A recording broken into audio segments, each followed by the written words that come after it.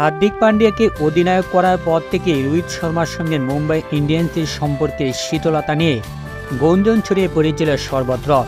সময়ের সাথে সাথে সেই গুঞ্জন কেবল বেড়েছে, এমনকি চলতি মৌসুম শেষে দল ছাড়বেন তিনি এমনটা শোনা যাচ্ছে। অর্থাৎ লখনৌ সুপার জায়ান্টের বিপক্ষে ম্যাচটি হয়তো মুম্বাইয়ের জার্সিতে তার শেষ ম্যাচ।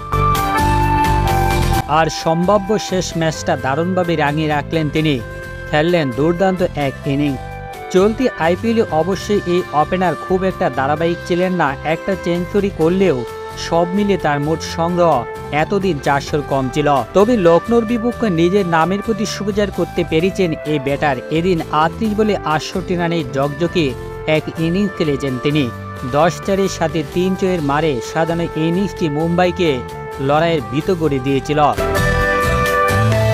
সপ্তম ওভারে 14 রান আদায়ের মধ্য দিয়ে হাফ সেঞ্চুরি তুলে নেন ভারত জাতীয় দলের ক্যাপ্টেন।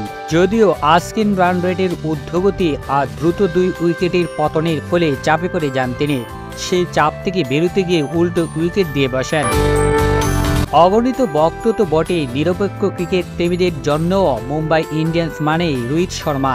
তাই তো এই ম্যাচকে তার সম্ভাব্য বিদায় ভেবে নিশ্চয়ই মন খারাপ হয়ে যাবে তাদের। কথায় আছে, সব ভালো কিছুরই একটা শেষ থাকে। প্রকৃতির নিয়ম মেনেই তাই প্রার্থনা করতে হয় ভবিষ্যতে তিনি যেখানেই যান সেখানে যেন ভালো থাকেন, ভালো পারফর্ম করেন।